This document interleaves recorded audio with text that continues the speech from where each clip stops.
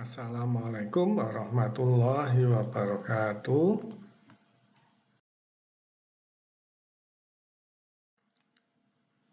Kita akan membahas belt dan bule ya. Kita mulai dengan seri pertama ini. Masih dengan saya, Jarod B. Darmadi.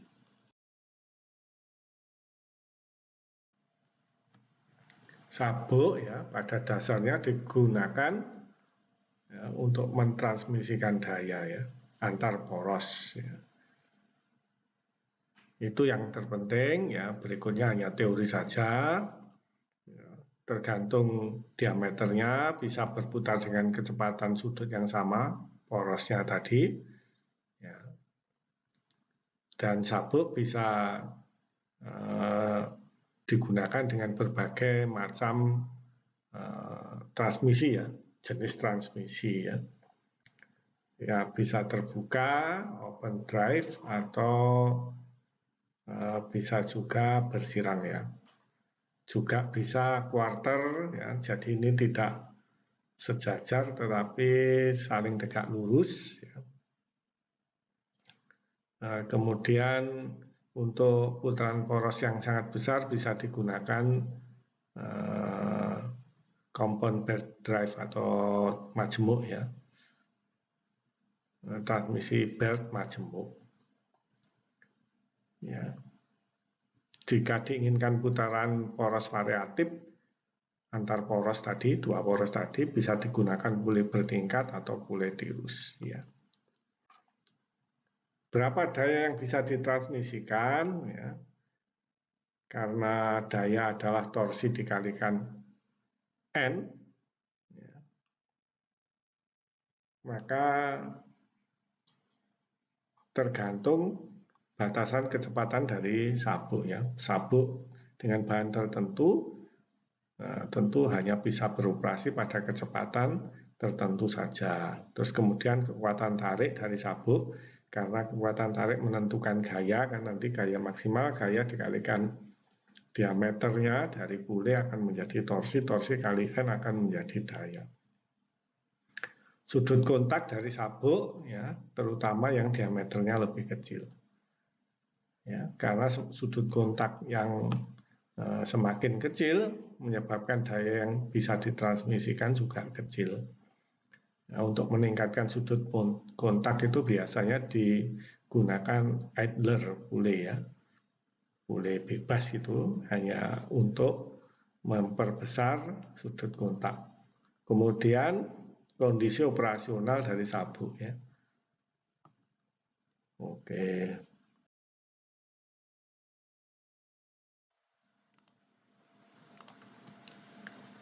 Ini ada beberapa hal yang perlu diperhatikan ya untuk menggunakan sabuk. Yang pertama ya, poros harus benar-benar sejajar ya.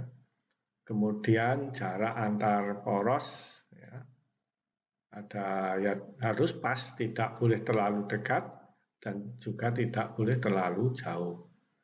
Sabuk yang terlalu panjang ya untuk jarak poros tertentu dan dia terlalu panjang ya menyebabkan sabuk mudah lepas. Tentu mudah dipahami ya. Ini adalah jarak-jarak ideal ya untuk flat belt sekian ya 10 meter dan jarak terdekat 3,5 kali diameter bule yang besar. Terus kemudian sisi kendor, sisi kencang ada di sebelah bawah dan sisi kendor atau slack side-nya itu harusnya ada di sebelah atas ini untuk meningkatkan sudut kontak.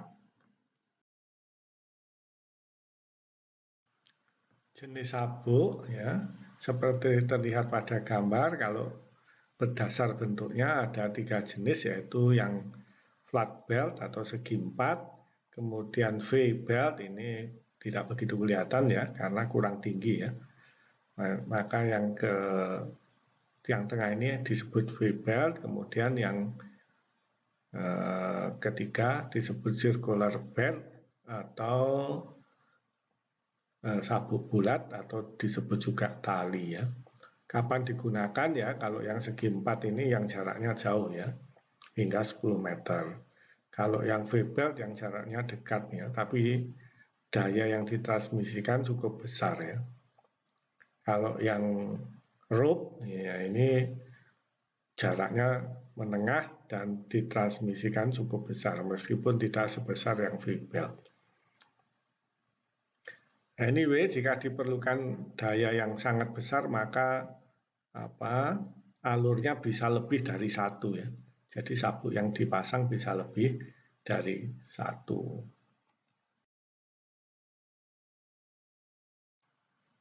Kalau dilihat bahannya, ya, bahan dari sabuk ada yang kulit, ya,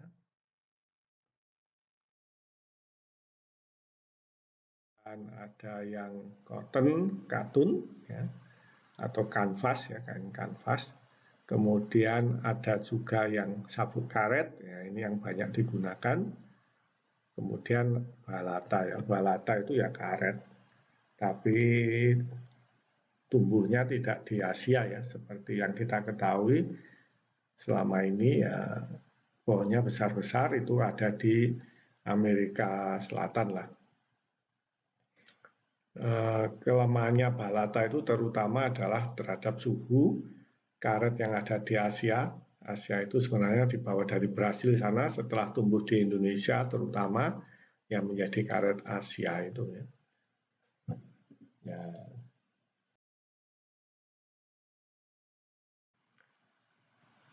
Ini adalah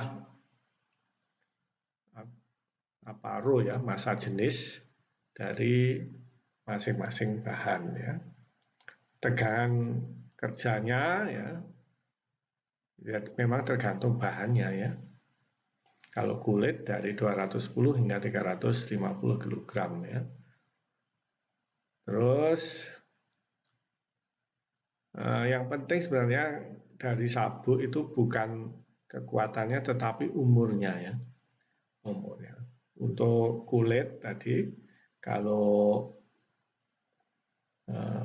cuma dikasih ya ini pakai faktor keamanan 8 sampai 10 berarti ini 1/10-nya gitu ya kira-kira paling banyak maka umurnya bisa 15 tahun ya.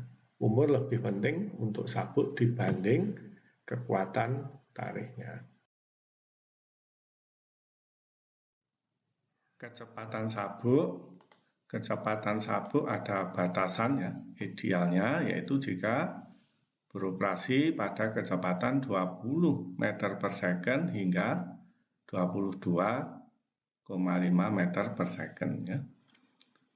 Kecepatan yang terlalu besar menyebabkan paling tidak gaya normalnya berkurang sehingga gaya geseknya juga berkurang ya karena besarnya karena dia akan terlempar keluar dengan gaya sentrifugal yang besarnya sama dengan mv kuadrat per r ya kan. Semakin besar V-nya maka semakin besar gaya sentrifugalnya. Bahkan kalau terlalu besar ya bisa tidak hanya berkurang gaya geseknya tetapi sabuk bisa terlempar keluar. Berikutnya koefisien gesek. Koefisien gesek tentu ditentukan oleh paling tidak 4 faktor itu. Bahan sabuk, bahan pule, slip dari sabuk karena kalau ada slip maka bukan koefisien gesek statis ya, tapi yang digunakan mu K yang besarnya di bawah mu S. Kemudian yang berikutnya kecepatan sabuk. Kecepatan sabuk hubungannya dengan gaya sentrifugal di nomor 5 sebelumnya ya. Ada persamaan empiris oleh Barth ya, yaitu koefisien gesek untuk sabuk kulit ya. Maka bisa dinyatakan ya, koefisien gesek sama dengan 0,54 dikurangi 42,6 per 152,6 plus V. V ini kecepatannya dalam meter per menit. Tapi ini hanya persamaan empirik saja ya. Ini berdasarkan operasi, kemudian bahan-bahan dari pule dan bahan dari sabuk. maka koefisien geseknya ditabelkan ya berdasarkan pengalaman praktis di lapangan.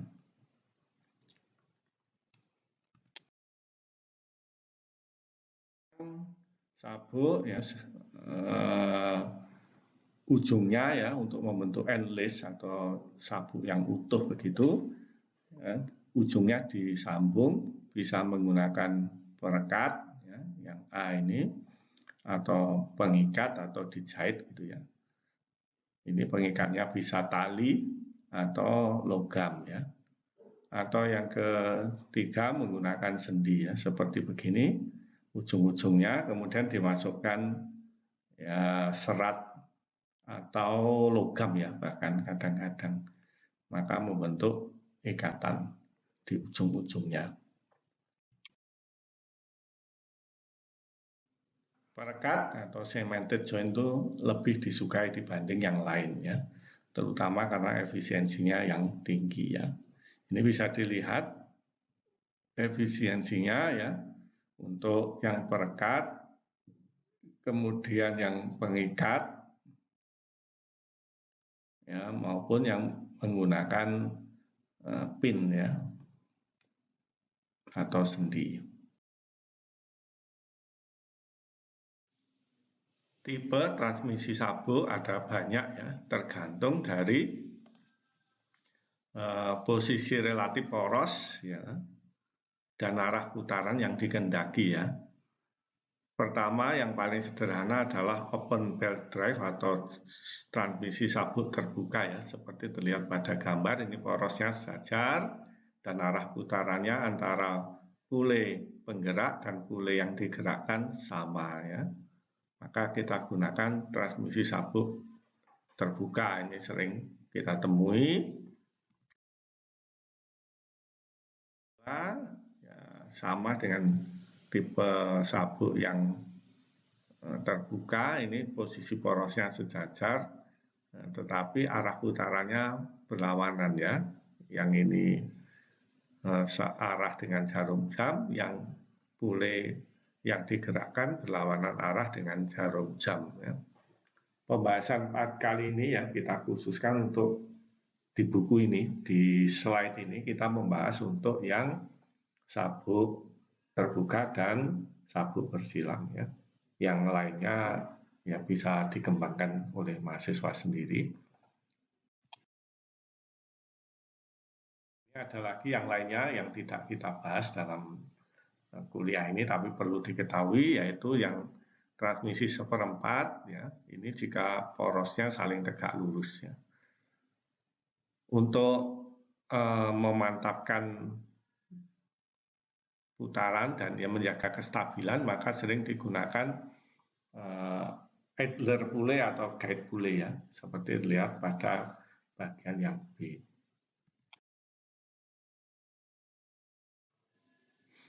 Ya, sabuk dengan idler pule ya ini terutama untuk meningkatkan sudut kontak ya di pule yang kecil ya, yang penting supaya daya yang ditransmisikan bisa besar ya. Berbagai tipe bisa dilihat ini banyak digunakan idler pule ya. Tujuannya terutama ya seperti yang disebutkan, yaitu meningkatkan sudut kontak. Belt drive atau transmisi sabuk majemuk seperti terlihat pada gambar ini, jika diinginkan perbandingan putaran antara yang putaran luaran dengan putaran penggerak yang sangat jauh ya, digunakan compound belt drive atau transmisi sabuk majemuk. Karena kalau langsung dari pule besar ke sangat kecil untuk mendapatkan putaran yang diinginkan ya, sudut kontaknya sangat kecil ya dan banyak daya yang hilang. Pule bertingkat atau tirus ya bahkan, jadi jika diinginkan perbandingan kecepatan yang tidak step gitu, yang mulus begitu, digunakan yang tirus ya. Seperti terlihat pada gambar, ini pule bertingkat dan beltnya bisa dipindah-pindah sehingga menghasilkan perbandingan kecepatan yang berbeda-beda. Terakhir adalah pule lepas atau fast and loose pule drive ya. Ini jika driving pulenya berputar terus, kemudian outputnya bisa ikut berputar ataupun berhenti ya. Jadi mesin shaftnya ini bisa digeser-geser, ada pengaitnya begitu. Ya, kalau kita geser ke kiri sehingga bersambung dengan pule lepas, maka shaftnya ini porosnya dari mesin ikut berputar. Tetapi kalau kita renggangkan, karena ini tidak ada pasaknya yang pule lepasnya, maka di mesin tidak ikut berputar. Itu adalah pule lepas dan motornya ini tetap, penggeraknya ini tetap berputar ya.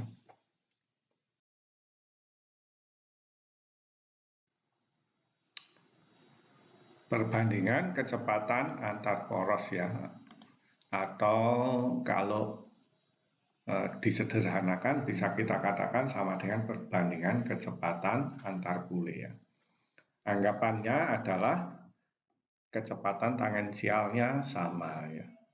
Ini sama dengan kecepatan linear sabuk, karena sabuknya jadi satu maka kecepatan linearnya dianggap sama. Tentu saja kecepatan linearnya sama dengan PD1N1 dan PD2N2 ya. Itu yang akan kita samakan.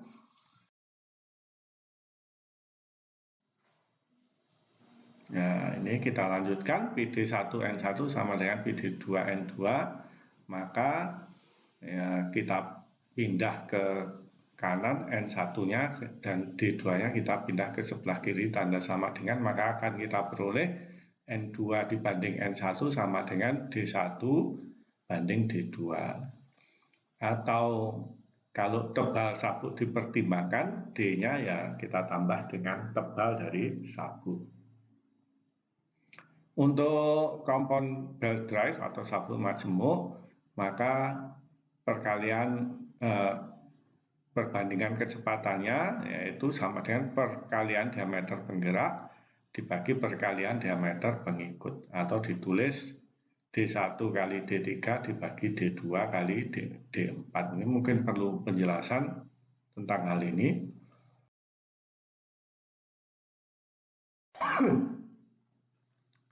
Ini adalah gambar dari kompon belt drive, maka N2 dibagi dengan N1 dibanding N1 sama dengan D1 dibanding D2 ya, ini mudah diikuti. Dan karena pule 2 dan pule 3 ada dalam satu poros, maka N3 sama dengan N2 ya. Sekarang N4 dibagi N3 sama dengan N4 dibanding N2 ya, karena N3 sama dengan N2 ya. N4 dibanding N3 sama dengan D3 dibanding D4, ini mudah ya diikuti. Maka N4 dibanding N1 yaitu perbandingan kecepatan poros sama dengan N4 dibanding N2 dikalikan N2 kali bagi N1. Ini N2-nya saling menghilangkan sama dengan N4 bagi N1. N4 banding N2, N4 banding N2 sama dengan D3 banding D4, kemudian N2 dibanding N1 sama dengan D1 per D2 ya. Kalau kita kalikan pembilangnya D1 kali D3 ya, ini diurutkan, kemudian penyebutnya D2 dikalikan D4 ya, maka kita sampai pada rumus sebelumnya ya.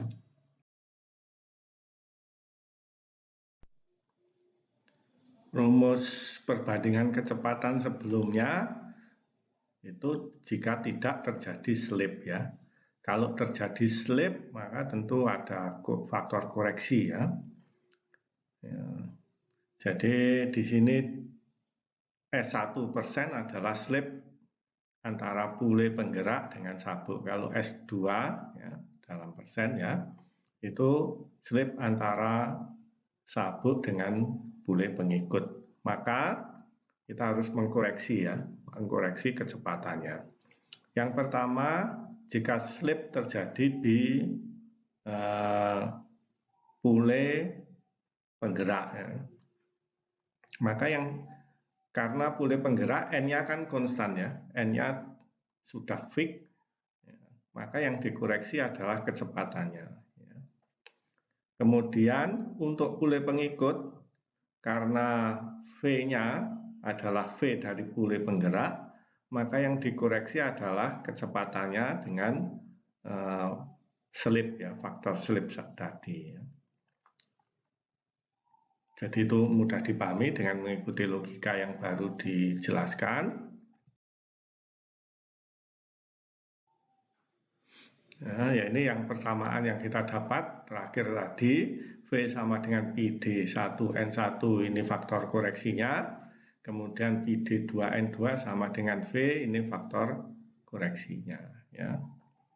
Maka kita bisa menuliskan PD2N2, V-nya kita substitusi dengan V untuk N1 yang dikoreksi, ya, maka ini PD1N1 1 kurangi S1 bagi 100 ini adalah V-nya ini, ya, kemudian kita tulis sisanya yaitu 1 min S2 bagi 100.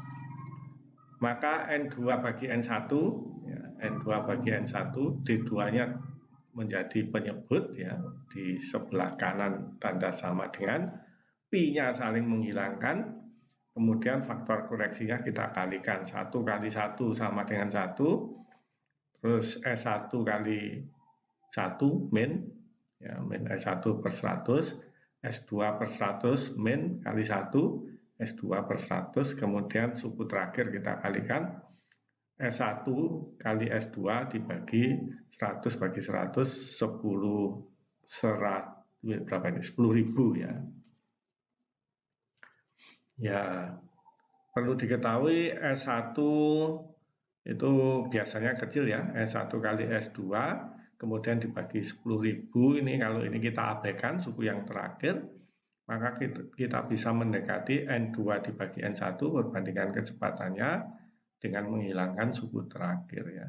Jadi mendekati 1 kurangi S1 bagi 100 sama dengan ini, dikurangi S2 dibagi 100 ya, suku yang ketiga yang ke sini, suku keempatnya dihilangkan. Karena ini penyebutnya sama ya bisa kita jumlahkan S1 plus S2 bagi 100 ya. Kalau S1 tambah S2 sama dengan S, maka kita bisa menyederhanakan N2 dibagi N1 sama dengan D1 bagi D2 dikalikan 1 min S bagi 100. Ya, S adalah S1 tambah S2 atau slip total. Jika tebal sabuk juga diperhitungkan, ya D1-nya tinggal kita tambah T, demikian juga dengan D2-nya kita tambah dengan T.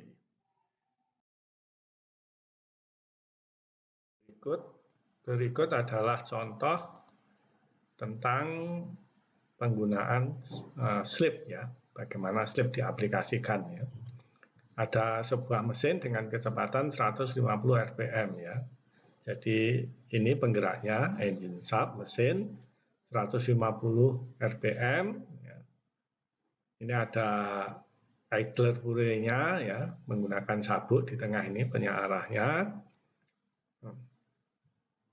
Pada penggerak pertama diameternya 75, di sini D2-nya ini adalah 45 cm. Jadi ini compound belt drive atau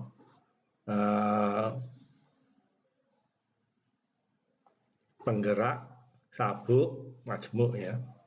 Transmisi sabuk majemuk. Kemudian di poros yang sama, berarti ini putarannya sama, D3-nya 90 cm, kemudian menggerakkan dinamo ini yang digerakkan yang terakhir N4 dan D4-nya, D4-nya 15 cm ya di sini. Oke, sudah sampai 15 cm ya. Ditanya kecepatan putar dinamo di sini N4 ditanya, jika tidak terjadi slip, jika terjadi slip masing-masing 2% ya, pada tiap bule penggerak. Jika ada slipnya 2% di penggeraknya. Oke, maka diminta berapa RPM di dinamonya, putarannya.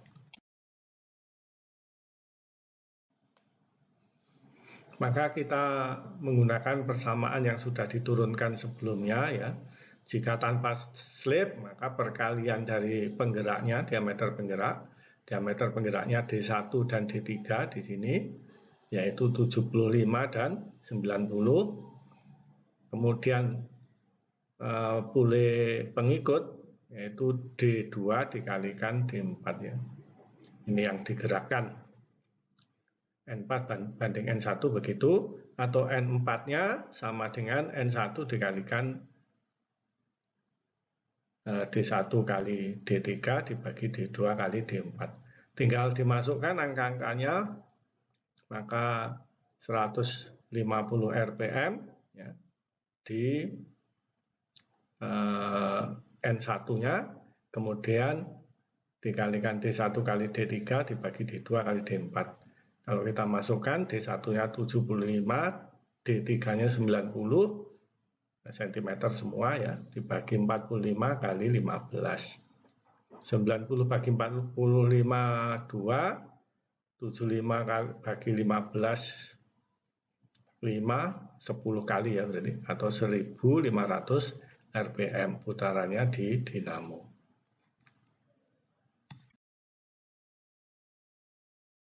Jika terjadi slip di penggeraknya ya, jadi cuma di penggeraknya saja terjadi slip, kemudian di penggerak yang sini juga terjadi slip 2% ya, maka perlu dikoreksi. Yang perlu dikoreksi adalah N2-nya kita koreksi dengan persamaan ini ya. Ya, terus kemudian N4-nya ya, juga dikoreksi karena terjadi slip di penggerak di sini ya. Ya, ini faktor koreksinya ya. Sama 2%. Sehingga N4 bagi N3 kali N2 bagi N1 ya. Karena N3 dan N2 sama ada di satu poros, maka N3-nya bisa saya ganti dengan N2. N2 penyebut dan pembilang ini saling menghilangkan menjadi N4 bagi N1 ya. N4 bagi N1. N4 bagi N1 sama dengan N4 kali N2 ya. N4 kali N2 ini adalah ini ya, N4 bagi N3 ya. N4 bagi N3 sama dengan N4 bagi N2 atau N4 bagi N3 sama ya, karena N2 sama dengan N1, N2 sama dengan N3, maka kita bisa memperoleh ini ya, D3 bagi D4 dikalikan 1 kali S per 100 ya, ini. Terus suku yang pertama, N2 dibagi N1 kita tinggal substitusi yang ini, D1 bagi D2 1 kurangi S per 100 ya. S adalah faktor slip. Maka N4 ini N1-nya bisa dipindahkan menjadi pembilang, N1 dikalikan ini saya urutkan D1 kali D3, D2 kali D4. Ini adalah faktor koreksinya tetap satu list di sini dan yang terakhir satu list di situ. Ya, tinggal dimasukkan angkanya, N4 sama dengan N1-nya 150 RPM, D1, D3, D2, D4 dimasukkan harganya sama dengan sebelumnya, cuma sekarang dikalikan dengan faktor koreksi. 1 dikurangi 2 per 100 sama dengan 0,98, ini juga sama dengan 0,98. Sehingga kalau kita kalikan, kita peroleh 1440,6 RPM ya. Jadi turun ya. Kalau tidak ada slip 1500 rpm. Kalau ada selip di pule penggerak, jadi cuma di sini dan di D1 dan di D3 sebesar 2%, maka kecepatannya menjadi 1440,6 rpm.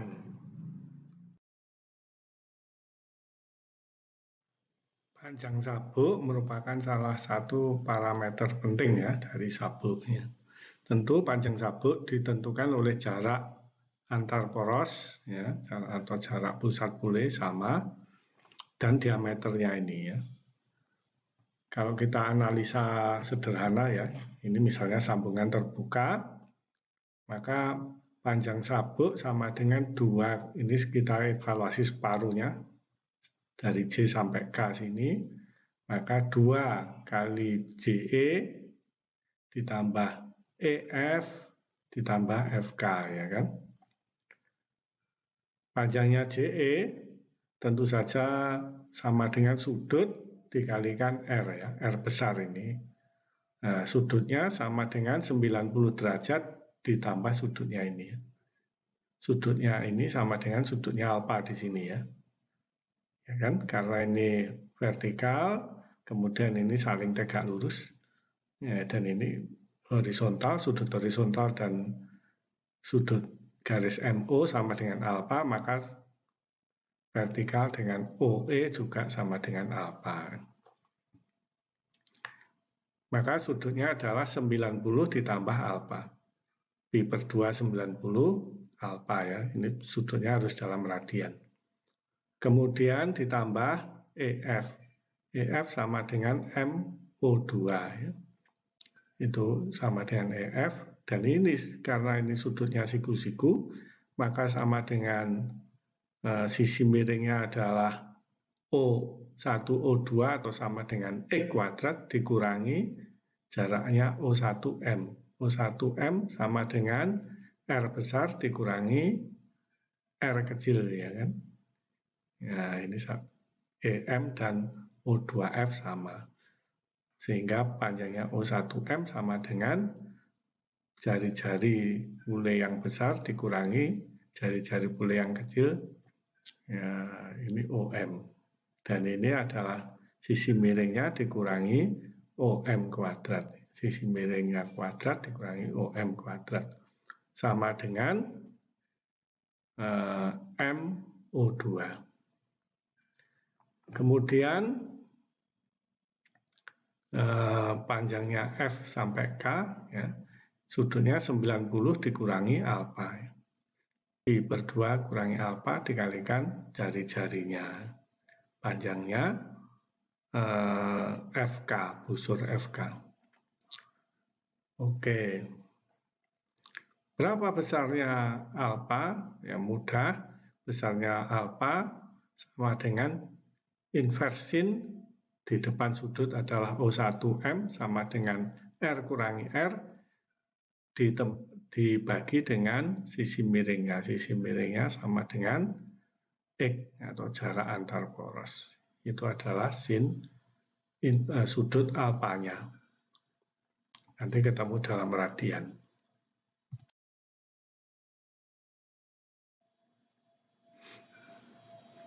Sering dilakukan pendekatan ya, karena alfa sudutnya kecil ya, maka sin alfa sama dengan alfanya ya. Ini. Atau alfa sama dengan R kurangi R dibagi X. Ya kan? Karena sin alfa ya. Sehingga busur JE-nya bisa kita dekati dengan R dikalikan 90 ditambah alfa ya, dan FK sama dengan R kecil, jari-jari dari bule yang kecil dikalikan 90 dikurangi alfa. Sama ini, sama seperti tadi ya. Dan MO2 sama dengan ini menggunakan hukum Pythagoras ya. Atau bisa kita X-nya kita bawa keluar, ya ini dibagi X lagi. Ya kalau ini masukkan kan X kuadrat, dikalikan X kuadrat, ini dibagi X kuadrat menjadi R min R kuadrat. Sehingga ini sama dengan X akar 1 min R kuadrat dibagi X. Nanti akarnya ini, ya, dengan menggunakan teorema binomial, maka kita bisa mendekatinya dengan deret, ya, deret seperti terlihat pada kurung kurawal ini, ya. Jadi ada dua masalah tentang sin alfa dan teorema binomial, ya.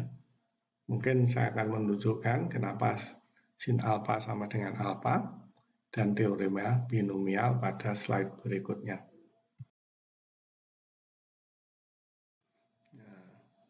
Ini adalah alfa dalam derajat yang paling kiri, kemudian yang tengah ini adalah sudut alfa dalam radian, ya. Ini derajatnya. Ya. Terus yang warna biru adalah sudut alfa dalam radian. Kemudian garis yang warna coklat, ya, itu adalah sin alfa. Tentu saja paling tinggi nilainya adalah 1, ya. 1 adalah sin 90. Ya, sin 30 tentu saja setengah, ya. Dan ini alfanya dalam radian. Kita perhatikan semakin kecil sudutnya, maka sin alfa dan alfa akan berhimpit. Oleh karena itu, untuk sudut-sudut yang kecil, ya, harganya kalau ini nilainya, kita akan lihat dia akan sama persis mulai, ya ini, 1 derajat, ya.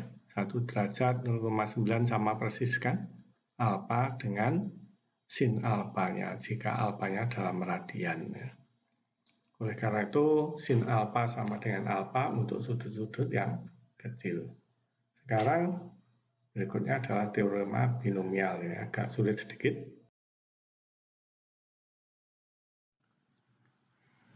Untuk teori binomial, ya, ada 2 video bagus di YouTube, ya. Anda bisa melihat di alamat yang pertama ini, ya, sebagai dasar, kemudian agak pengembangannya di alamat yang kedua. Video juga saya attach di sini, ya.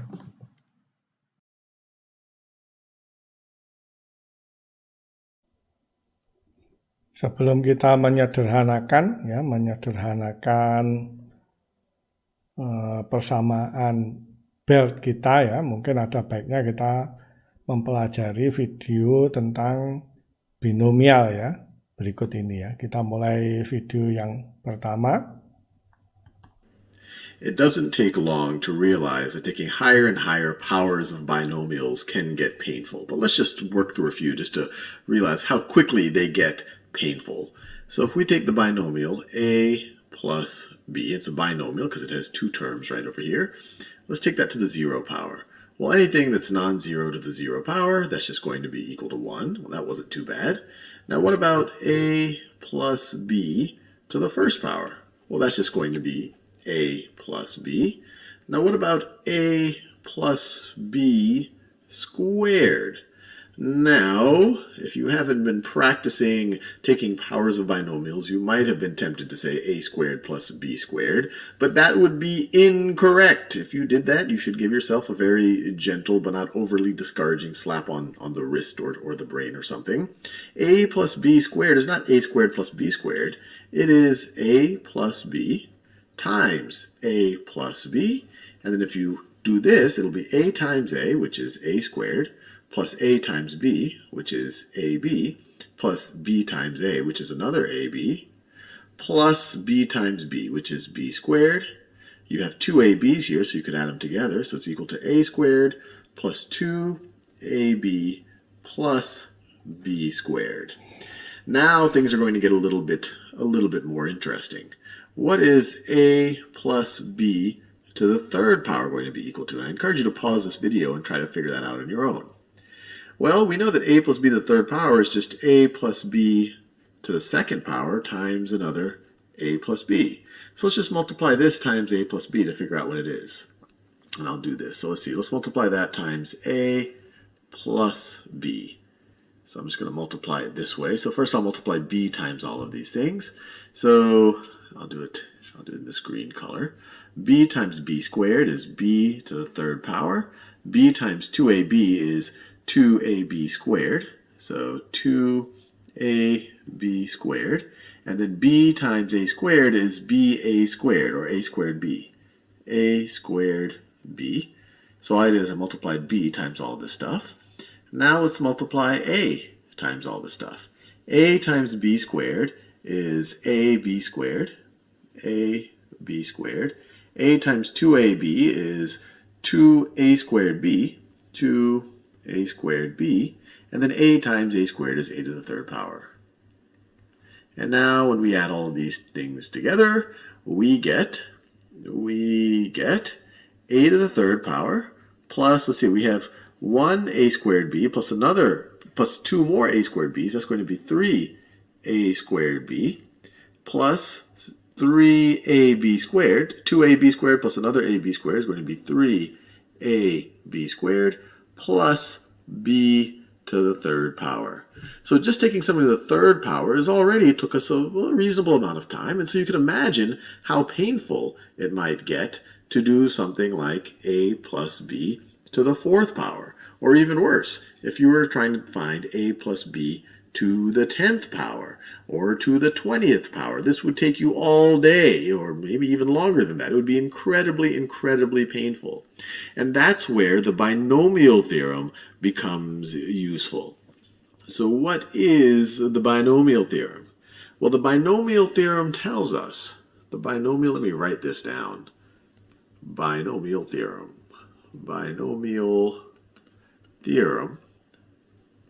It tells us that if we have a binomial, I'll just stick with the a plus b for now. If I have, and I'm going to try to color code this a little bit. If I have the binomial a plus b, and I'm going to raise it to the nth power. I'm going to raise this to the nth power. The binomial theorem tells us that this is going to be equal to, and the notation is going to look a little bit complicated at first, but then we'll work through an actual example, is going to be equal to the sum from k equals 0 to n, this n and this n are the same number, of, I don't want it, that's a kind of a garish color, of n choose k. And we'll review that in a second. This comes straight out of combinatorics. N choose k times a to the n minus k,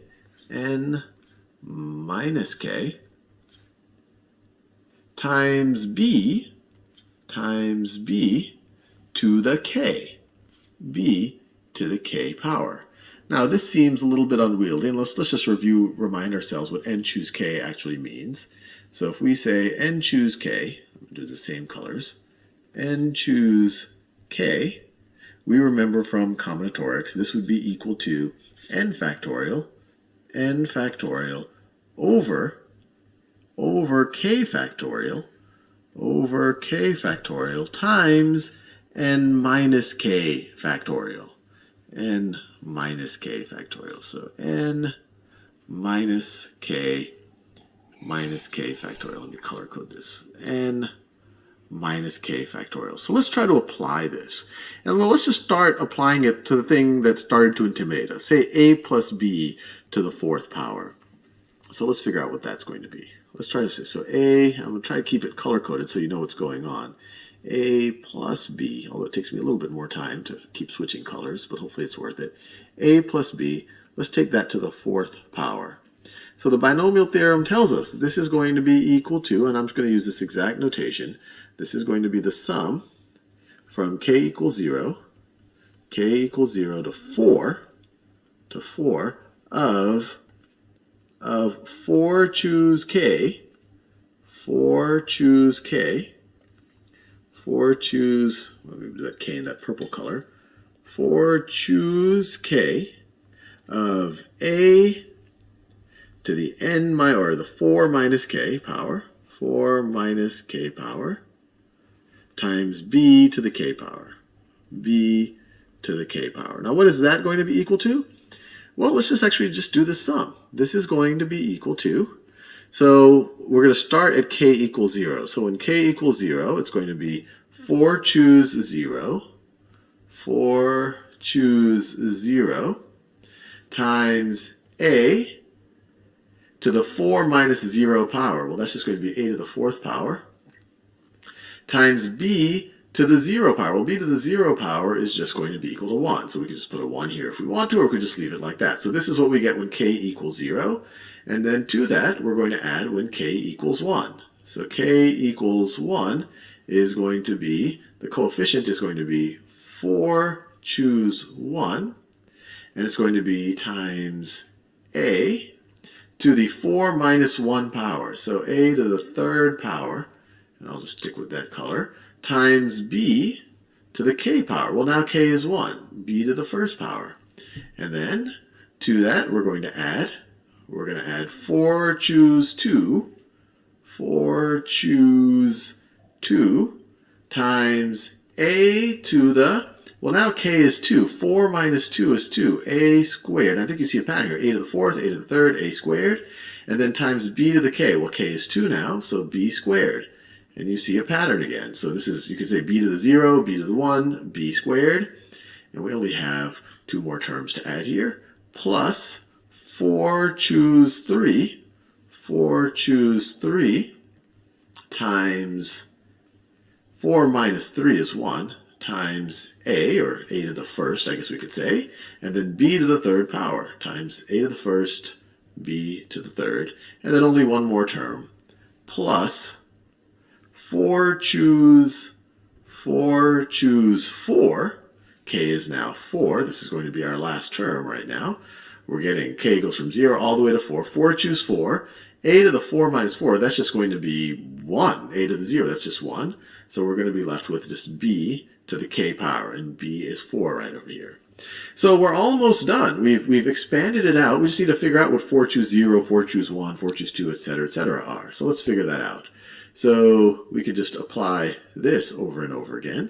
So 4 choose 0, 4 choose 0 is equal to 4 factorial over 0 factorial times 4 minus 0 factorial. So that's just going to be 4 factorial again. 0 factorial, at least for these purposes, we are defining to be equal to 1. So this whole thing is going to be equal to 1. So this coefficient is 1. Let's see, let's keep going here. So 4 choose 1 is going to be 4 factorial over 1 factorial times 4 minus 1 factorial. 4 minus 1 factorial, so 3 factorial. Well, what's this going to be? Well, 1 factorial is just going to be 1. 4 factorial is 4 times 3 times 2 times 1. 3 factorial is 3 times 2 times 1. Let me make that clear. 4 times 3 times 2 times 1 over 3 times 2 times 1 is just going to leave us with 4. So this right over here is just going to be 4. Then we need to figure out what 4 choose 2 is. 4 choose 2 is going to be 4 factorial over 2 factorial times, what's 4 minus, this is going to be n minus k, 4 minus 2 over 2 factorial. So what is this going to be? Let me scroll over to the right a little bit. So this is going to be 4 times 3 times 2 times 1 over 2 factorial is 2, over 2 times 2. This is 2, this is 2. So 2 times 2 is the same thing as 4. We're left with 3 times 2 times 1, which is equal to 6. So that's equal to 6. And then what is 4 choose 3? Actually, I'll use some space down here. So 4 choose 3, 4 choose 3 is equal to 4 factorial over 3 factorial times 4 minus 3 factorial. So that's just going to be 1 factorial. Well, we already figured out what that is. That's the same thing as this right over here. You just swap the 1 factorial and the 3 factorial. So we already figured out that this is going to be equal to 4. So that is equal to 4. And 4 choose 4? Well, this is just going to be, let me just do it over here, 4 choose 4 is 4 factorial over 4 factorial times 0 factorial, which is the exact thing we had here, which we figured out was 1. And just like that, we're done. We were able to figure out what a plus b to the fourth power is. It's 1a to the fourth plus 4a to the third b to the first plus 6a squared b squared plus 4ab cubed plus b to the fourth. And actually, let me just write that down since we did all that work. This is equal to a to the fourth plus 4 plus 4 a to the third b plus 6 a squared b squared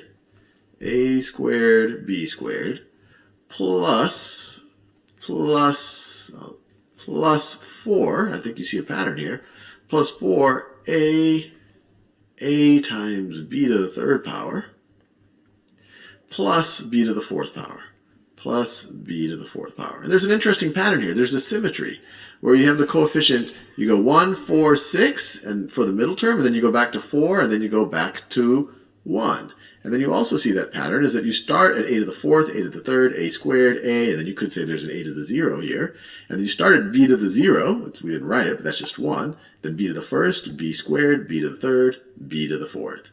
So this is just one application or one example. In future videos, we'll do more examples of the binomial theorem and also try to understand why it works. Pada video kedua ini kita akan mengembangkan lebih jauh teori binomial yang sudah dijelaskan pada video sebelumnya ya.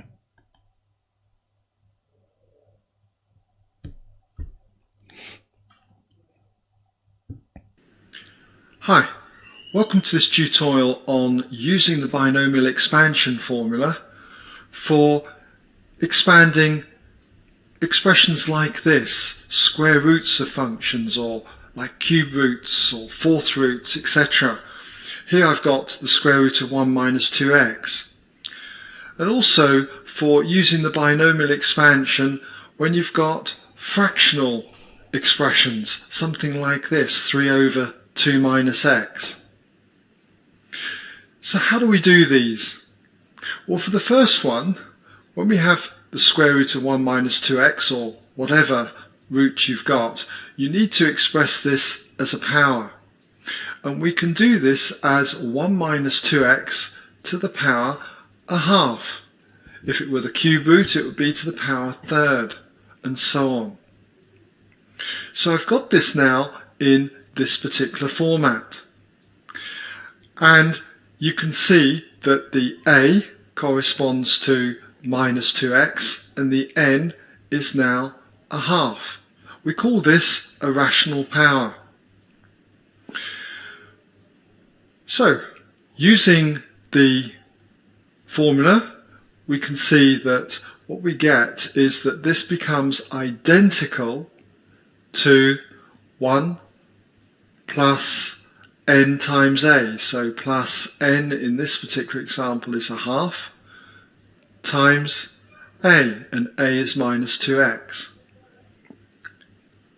And then we have plus n times n minus 1 over 2 factorial times a squared. So that's going to be plus n, which we know is a half. Then it's n minus 1, so we take 1 away from the power, so we get minus a half.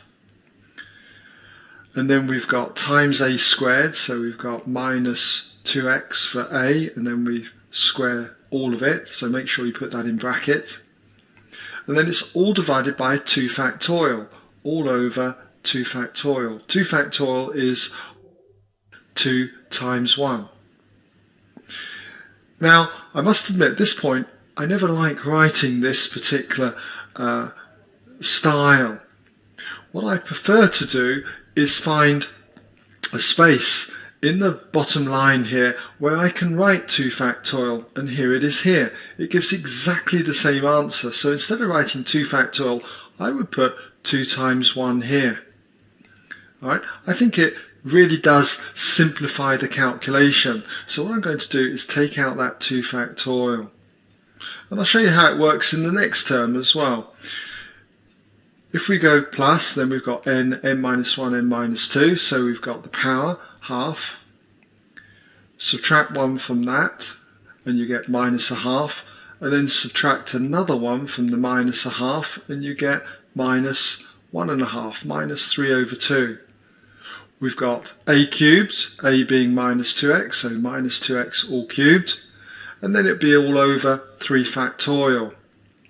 But again, 3 factorial, I wouldn't really write there. What I would do is find a space on the bottom line.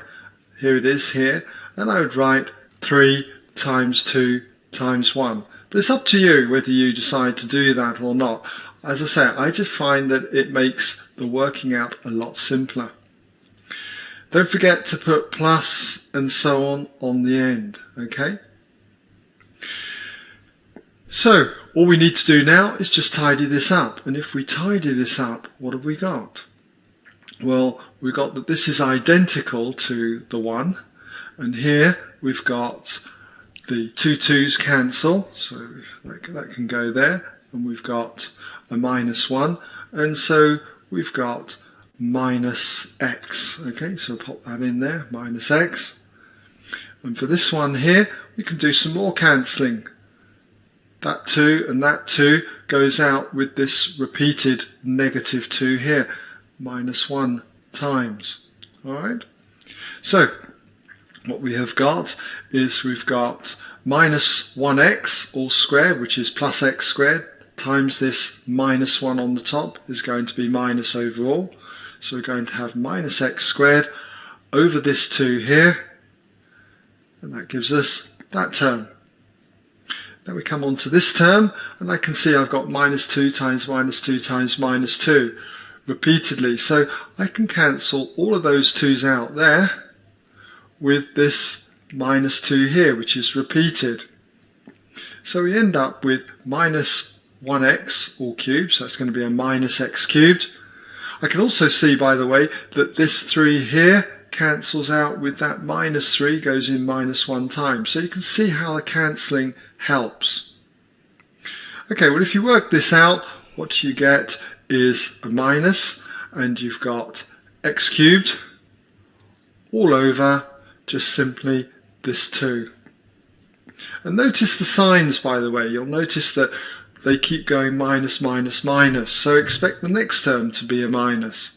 You'll always find in binomial expansions, you'll either get it going in one sign, like all minuses in this case, or all pluses, or it'll oscillate, plus, minus, or maybe minus, plus, and so on. So we've got that as our final expansion.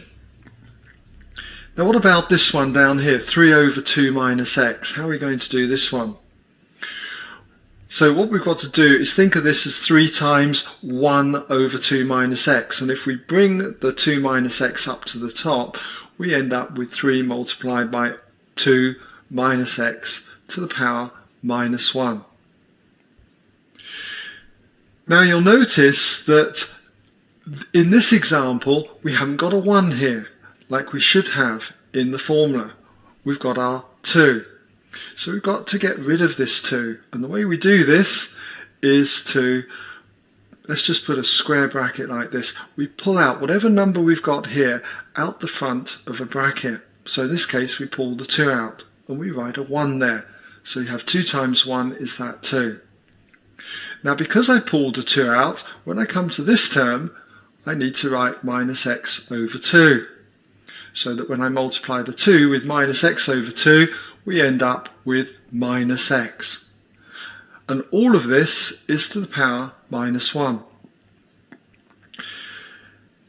And then what I can do next is to simply just write the 3 down. Now when you've got 2 things being multiplied together all to this power, then it's the same as each one of them being multiplied to the power. So in this case, 2 to the power minus 1. And then we've also got 1 minus x over 2 to the power minus 1. Now, what is 2 to the minus 1? Well, that's 1 over 2, or half. So 3 times a half is 3 over 2. Try and write 3 over 2 rather than 1.5. Okay? It's easier to work with. And then what we've got to do now is just expand this, because we've got this in the right format. We've got it in the form 1 plus a to the power n. We've got our 1, a is minus x over 2, and the power n is minus 1. Okay, so we'll just put a big square bracket there, and we'll expand this in the usual way, so it'll be 1 plus n times a. So 1 plus the power n minus 1 times a, which is minus x over 2. So put that in there. Plus, and then we've got n, which is minus 1, and then we've got n minus 1 again, so we take 1 away from the power, so that means we get minus 2. And then we have the a value, which is minus x over 2. That is now squared. And this is all divided by 2 factorial. But again, you don't have to write this. I prefer to write 2 factorial as 2 times 1 and find a space on the bottom line here. And there it is there. I can put it in there as 2 times 1. It will give me exactly the same result. So I'll just take that out. Okay? And we could carry this on for another term or so, whatever they ask in the question. But we'll just stop this here. But don't forget to write plus and so on. So all we need to do now is just expand this out. Okay. In fact, what I'll do is we'll just tidy up the terms inside the bracket first of all. So we'll keep our square bracket there. We've got the 1, and here we've got plus x over 2, or half x.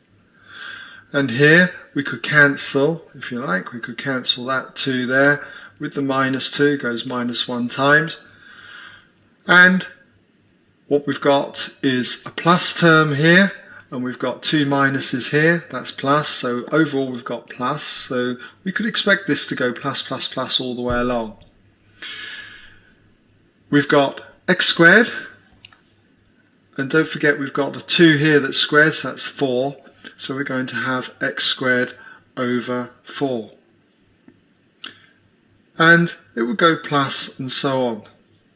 So all we need to do now is just expand this out, and we end up with 3 over 2 plus 3x over 4, and then plus 3x squared over 8, and so on. Okay, well, I hope you've been able to follow my reasoning, and that you could use these ideas to expand anything like these kind of expressions. Okay, well that brings us now to the end of this tutorial.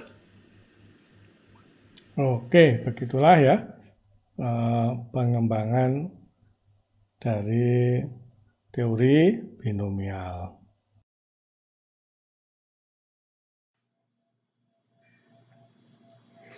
Ya, kalau dinyatakan dalam rumus, teorema binomial adalah A plus B pangkat N sama dengan jumlah N faktorial dibagi K faktorial, N min K faktorial, A pangkat N min K, B pangkat K. Ya.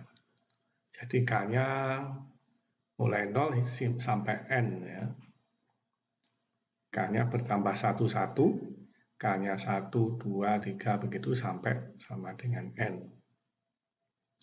Maka misalnya rumus itu kita aplikasikan untuk A plus B pangkat 3, ya kan? Berarti N-nya 3, ya. Maka kita aplikasikan di rumus N faktorial adalah 3 faktorial. Kemudian K-nya 0, 0 faktorial itu 1. N min 0, 3 faktorial. A-nya pangkat N dikurangi 0 ya, N-nya 3. maka kita akan memperoleh suku pertama adalah 3 faktorial dibagi 0 faktorial bagi 3 faktorial A pangkat 3. Ini nilainya 1 ya, karena 0 faktorial juga 1, berarti ini A pangkat 3. Sekarang kita aplikasikan untuk K sama dengan 1, ini tetap 3 faktorial, 1 faktorial, 3 kurang 1, 2 faktorial, A pangkat 3 kurang 1, 2, B-nya pangkat 1. Ya. Ini kalau dihitung, 3 faktorial, 3 kali 2 kali 1, ini 2 faktorial, 2 kali 1, tinggal 3 ya. A kuadrat B. Sekarang kita aplikasikan untuk K sama dengan 2 ya, maka kita peroleh suku yang keempat ini, atau ini sama dengan 3AB kuadrat, begitu seterusnya. Bagaimana kalau B sama dengan 5, kita juga bisa mengekspansikan dalam binomial, seperti terlihat ya, dengan menerapkan K sama dengan 0 dulu, berarti ini 5 faktorial dibagi 0 faktorial, 5 faktorial, begitu seterusnya sampai sini ya. Kita bisa menyederhanakan ya, karena ini 4 kali 3 kali 2 kali 1, sedangkan ini 5 kali 4 kali 3 kali 2 kali 1, tinggal 5 ya. Yang ini 3 kali 2 kali 1, ini 5 kali 4 kali 3 kali 2 kali 1. Yang 3, 2, 1 dihilangkan dengan yang ini. Ya, tinggal 5 kali 4. Begitu seterusnya, nanti ketemu angka yang paling bawah.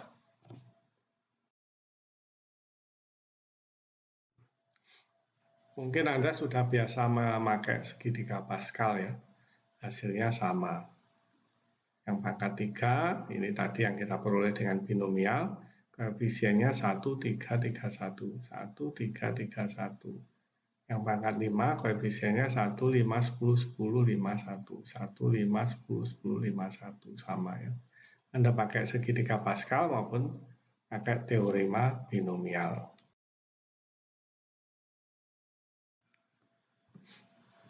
Ini tadi teorema binomial. Sekarang kalau A-nya sama dengan 1 dan B-nya sama dengan A, kalau diekspansikan dalam binomial seperti terlihat di sini. Ya kan? Kita memakai rumus ini, K-nya kita tambah-tambahkan, ya, mulai dari 0, 1, 2, 3, dan seterusnya sampai N sebenarnya. Atau kita akhirnya sampai pada suku yang terakhir ini yang penting yang akan kita pakai berikutnya.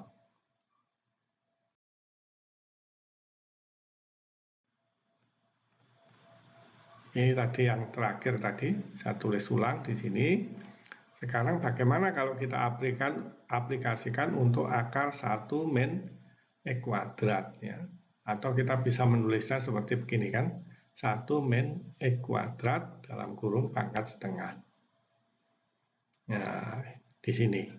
Ini saya pindah ke situ. Ya, kita aplikasikan di sini cuma N-nya setengah sekarang. Nah, berarti kita tulis setengah.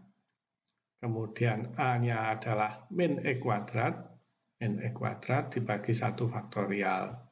Kemudian setengah dikalikan setengah kurang 1, min setengah. Nah, ini min A-nya, min X-nya, min E kuadratnya menjadi pangkat 2. Ini 2 faktorial. Ini kemudian setengah, ya kita kalikan dengan, kita kurangi 1 lagi, min 3/2. Ini pangkat 3, ini 3 faktorial. Begitu seterusnya. Dan kalau kita sederhanakan, ini 2-nya saya bawa ke bawah, ini 2-nya saya bawa ke bawah, maka 2, ini 2 ya, ini 2 pangkat 2, 2 faktorial, ya. Ini min semua kan, karena ini pangkat genap plus, masih dikalikan min setengah menjadi min. Demikian juga berikutnya, ini pangkat 3, minnya pangkat 5 ya, maka min. Ya. Maka 1 pangkat E kuadrat pangkat setengah akan jika diekspansikan sama dengan ini.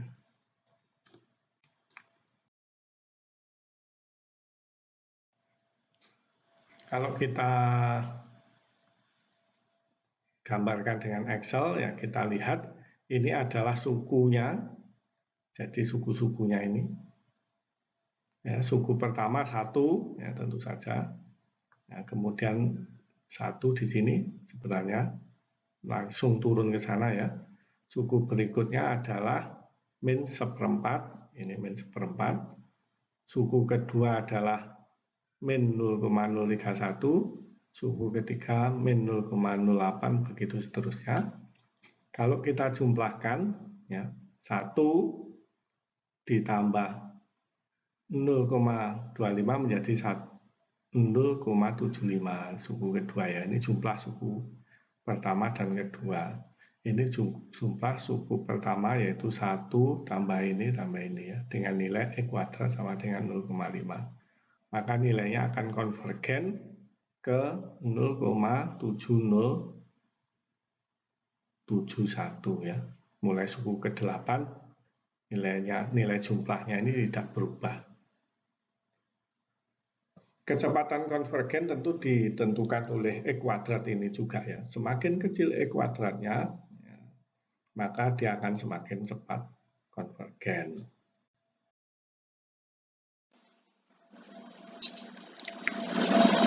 Kita akan mendemokan ya di sini bagaimana polinomial ya, akan konvergen ya dengan cepat tergantung nilai E kuadrat ya. Kalau dilihat di sini E kuadratnya setengah ya. Kalau kita ini konvergen mungkin di suku ke-8 ya. Ke-8, 9, 10 kan sama ini jumlahnya ya. Atau SX-nya mendekati 0 ya, dengan segera mendekati 0. Sebenarnya kalau dari grafik ini ketiga, 4 itu sudah mulai mendekati 0 SX-nya. Sekarang kalau kita ganti 0,4 misalnya. Ya, perhatikan grafiknya. Ya, ini sudah konvergen ke suku ke-6 ya. Dan SX-nya mendekati 0 saat X sama dengan 6 ini sudah mulai mendekati 0. Ini grafik-grafiknya. Dia akan konvergen nilainya ke 0, berapa ini? 0,77 ya. Kita ganti lagi, misalnya SX kuadratnya 0,3, lebih kecil lagi. Maka dia konvergen pada suku keempat. Ya, perhatikan ya, suku ketiga ini sudah mulai mendekati 0 ya. Keempat ini, apalagi. Demikian juga kalau kita ganti SX-nya dengan SX kuadratnya dengan 0,2, perhatikan ya. Ini sudah konvergen suku keempat ya. Ya, kalau dilihat SX-nya ini suku ketiga ini sudah mulai konvergen ya. Jadi nilainya cuma suku yang pertama dan suku yang kedua. Ini kalau saya ganti lagi lebih kecil maka akan lebih cepat konvergen ya. Ya, ini perhatikan. Cuma suku yang pertama saja yang berpengaruh ya. Suku kedua sudah bisa dianggap cuma 2 suku saja, yaitu 0,95 saja kan. Ya, begitu. Semakin kecil E kuadratnya, semakin dia cepat konvergen.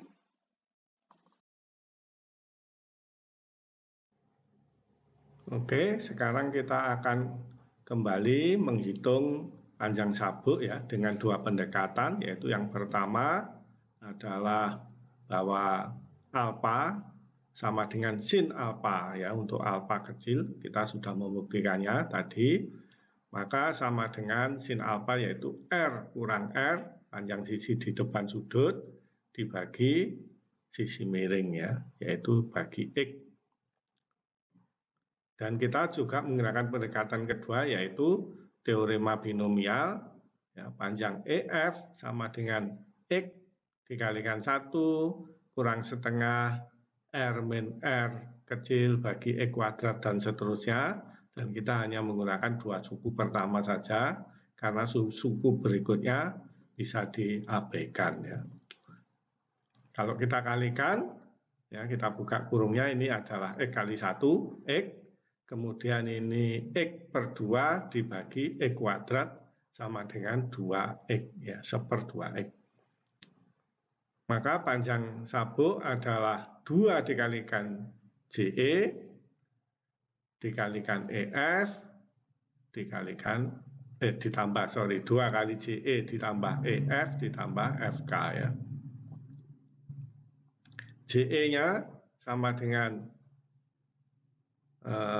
pi per 2 ditambah alfa, sudutnya ya kan, sudut sentuhnya yaitu 90 derajat ditambah alfa dikalikan R besar. Ini yang dua suku kedua dan ketiga ini adalah panjang EF menggunakan teorema binomial. Sedangkan suku yang terakhir yaitu panjang FK, yaitu sudut sentuhnya 90 dikurangi alfa dikalikan R kecil.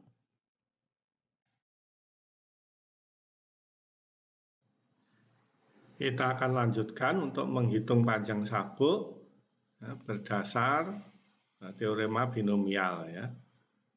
Suku pertama ini adalah panjang sabuk di bule besar, pi per 2 ditambah alfa kalikan R besar ya, kali 2 tentu saja. Terus suku kedua dan ketiga ini adalah teorema binomial ya. Kemudian suku keempat ini adalah panjang sabuk dikalikan panjang sabuk di bule kecil, yaitu pi per 2 kurangi alfa kalikan R kali 2 tentu saja. Ya. Kita buka sekarang kurungnya dari suku pertama yaitu R kalikan pi per 2 ya, ditambah R kali alfa. Ini suku binomialnya tetap kita tulis, kemudian kita buka kurungnya dari suku yang keempat ini, yaitu pi per 2 kali R kecil dikurangi alfa kalikan R kecil. Ya, sekarang kita kumpulkan yang mengandung pi per 2 yaitu R dan plus R kecil ya. Kemudian yang mengandung alfa kita kumpulkan yaitu R besar kurangi R kecil. Kemudian ini suku binomialnya tetap kita tulis lagi. Semuanya dikalikan 2 ya. Maka yang suku pertama itu penyebutnya 2 kalikan pembilangnya 2 hilang ya. Suku kedua 2 alfa R min R kecil, X-nya ini juga dikalikan 2. Demikian juga yang suku terakhir ya, pembilangnya 2 dibagi 2 hilang berarti. Oke. Sekarang kita ganti alfa ya, dengan menganggap sudut kecil sama dengan sinnya, yaitu R besar kurang R kecil dibagi X. Ya. Sisanya kita tulis ulang sama persis. Ya. Sekarang R besar kurang R kecil dikalikan R besar kurang R kecil sama dengan 2 R besar kurang R kecil kuadrat ya, dibagi X. Tetap. Suku ketiga dan keempat sama persis kecuali koefisiennya suku ketiga 2, suku keempat 1 ya. 2 kurang 1 sama dengan 1. Menjadi suku ketiga di sini, yang ini sama persis sisanya 2X tetap 2X.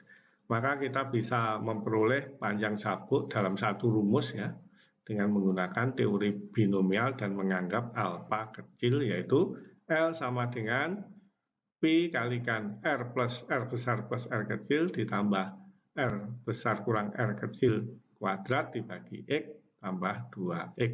Satu rumus saja selesai panjang sabuk open belt drive. Sekarang kita akan menghitung panjang sabuk jika menggunakan cross belt drive ya. Tentu saja panjang sabuk sama dengan 2 kali JE ditambah EF ditambah FK ya. Kenapa kali 2? Karena KH dan HG serta GC simetris ya. sehingga dikalikan 2. Sekarang JE tentu saja sama dengan jari-jarinya dikalikan sudut sentuhnya. Sudut sentuhnya sama dengan 90 ditambah sudut garis vertikal O1E ya. Tentu saja sudutnya sama dengan sudut alfa di sini. Kenapa kok sama? Karena sumbu horizontal dan sumbu vertikal tentu saling tegak lurus, dan O1M serta MO2 saling tegak lurus dengan sudut tegak lurus di M-nya. Oleh karena itu sudut alfanya di sini sama, sehingga JE sama dengan R besar 90 ditambah alfa. Ini pi per 2 ditambah alfa. Pi per 2 90 ya, ini dalam radian. Kemudian EF tentu saja sama dengan MO2 ya. Kalau kita lihat O1M, O2 adalah segitiga siku-siku di M ya. Panjang MO2 tentu saja sama dengan panjang sisi miringnya kuadrat dikurangi panjang O1M dikuadratkan di akar ya, ini. Ya. O1 O2 sama dengan X kuadrat, O1M sama dengan R besar ditambah EM ya. EM sama dengan O2F sama dengan R kecil. Oleh karena itu panjang EF sama dengan akar E kuadrat min R plus R besar plus R kecil kuadrat. Sekarang panjang FK adalah sama dengan jari-jarinya yaitu R kecil dikalikan sudut sentuhnya. Sudut sentuhnya di sini alfa ditambah 90 derajat. Ya, sehingga kita sudah mendapatkan panjang sabuk ya, dikalikan 2 dan suku-sukunya ini baru saja dijelaskan. Yang menjadi pertanyaan berapa besarnya alfa? Ya, kita melihat segitiga O1M O2 ya. Sinus alfa sama dengan panjang sisi di depan sudut yaitu O1M sama dengan R besar plus R kecil dibagi O1 O2 yaitu jaraknya sama dengan X ya. Ini sisi miringnya kan, panjang sisi di depan sudut dibagi sisi miringnya ya. Sehingga alfanya inverse sin-nya ya. Sehingga kita bisa memperoleh sudut alfanya dengan inverse sinus R plus R besar plus R kecil dibagi X.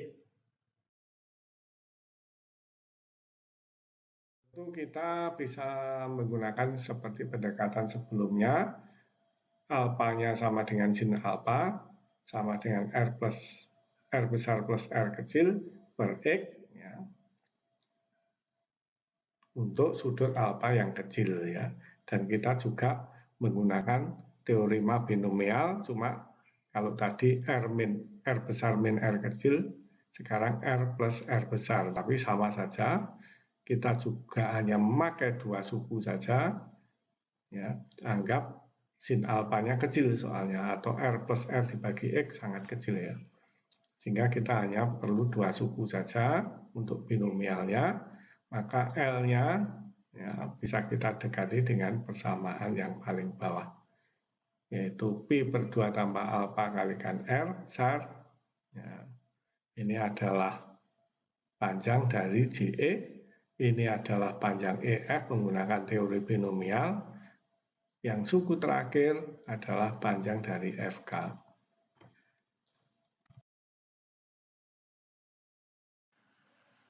Berikut adalah contoh soal menghitung panjang sabuk. Ya. Tentukan panjang sabuk yang diperlukan dari poros penggerak dengan bule diameternya 480 atau jari-jarinya berapa ini? 240 cm. Dan poros tergerak sejajar dengan poros penggerak dengan bule berdiameter 80 cm atau 40 cm.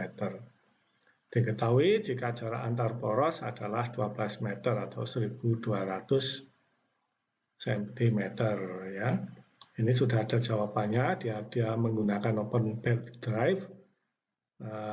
Panjangnya adalah 33,13 meter. Kalau dia cross belt drive, panjangnya adalah 33,45 meter. Kita mengerjakan soal tadi ya. Maka kalau kita menggunakan persamaan binomial langsung ya, panjang sabuk sama dengan untuk open belt drive sama dengan P kalikan R besar tambah R kecil ditambah R besar min R kecil kuadrat bagi X tambah 2X. Tinggal dimasukkan saja angkanya. R besarnya 240, R kecilnya 40 cm. Ini juga dimasukkan dibagi X 1200 cm. 2X 2 kali 1200 cm. Nanti ketemu berdasar perhitungan 3312,979 cm. Ya. Atau kita menggunakan persamaan trigonometri biasa ya. Untuk open belt drive, maka kita bisa mencari sudut apa? Yaitu panjang sisi di depan sudut atau O1M sama dengan R besar kurang R kecil dibagi sisi miringnya O1, O2 yaitu X, yaitu jaraknya ya. Jarak pusat poros atau pusat bule. Sehingga alfa sama dengan kalau kita masukkan angkanya ketemu 9,594 derajat kalau dalam radian 0,167 radian ya. Angka 0,167 ini yang kita gunakan. Maka panjang JE sama dengan jari-jari dikalikan sudut, sudutnya pi per 2 plus alfa, alfanya 0,167 ya. Kalau kita masukkan angkanya maka ketemu 417,179 cm JE. Kemudian EF atau sama dengan O2M ya, itu kita menggunakan persamaan Pythagoras, yaitu panjang sisi miringnya yaitu O1 O2 sama dengan X kuadrat dikurangi sisi di depan sudut ya, O1M, yaitu R besar kurangi R kecil kuadrat ya, akarnya. Kalau kita masukkan angkanya ya, menjadi 1183,216 cm. Sekarang FK sama dengan sudutnya sama dengan sudutnya dikalikan jari-jarinya, sudutnya yaitu 90 atau pi per 2 dikurangi alfa ya. Alfanya tadi 0,167 radian ya. Kalau kita masukkan angkanya pi per 2 kurangi 0,167 dikalikan 40 cm ketemu 56,134 cm ya. Panjang L tentu saja 2 kali JE tambah EF tambah FK. Kita masukkan angkanya 2 kalikan 417,179 cm ditambah 1183,216, ini kita masukkan cm, ditambah yang terakhir FK 56,134 cm sama dengan 3313,057 cm ya. Sama pendapatannya, berbeda sedikit karena ada suku yang diabaikan pada binomial ya, dan menganggap alfanya sangat kecil sehingga sin alfanya dianggap sama dengan alfa. Alfanya sama dengan sin alfa. Tapi perbedaannya tidak begitu jauh ya. Bisa dilihat di situ.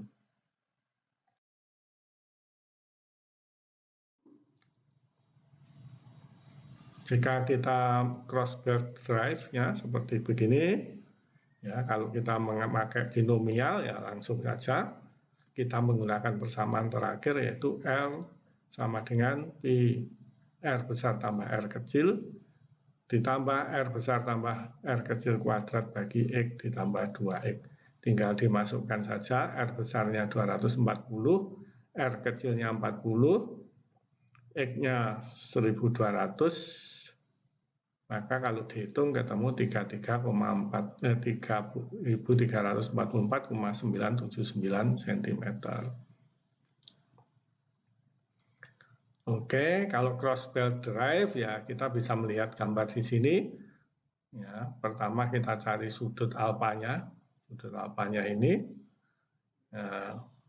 sudut alfa inversin dari panjang sisi di depan sudut atau OM sama dengan R besar ditambah R kecil, ya kan, dibagi daya yang ditransmisikan sabuk. Ya. Perhatikan bahwa ini pule A adalah pule penggerak, driving pule, dan pule B adalah pule yang digerakkan dengan arah putaran searah jarum jam. Ya. Karena A adalah pule penggerak, maka bagian bawah di sini adalah bagian yang kencang. Ya. Sedangkan bagian yang atas adalah bagian yang kendor. Ya. Dan memang diharapkan seperti itu supaya sudut kontak di pule B agak besar ya jika bagian kendornya di atas. Tentu saja daya yang ditransmisikan adalah secara rumus bisa kita sampaikan di sini adalah perbedaan gaya pada sisi tegang dikurangi sisi kendor.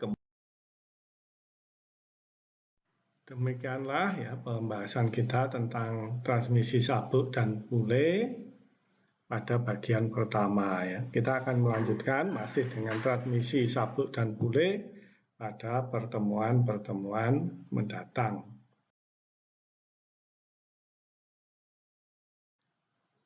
Wassalamualaikum warahmatullahi wabarakatuh.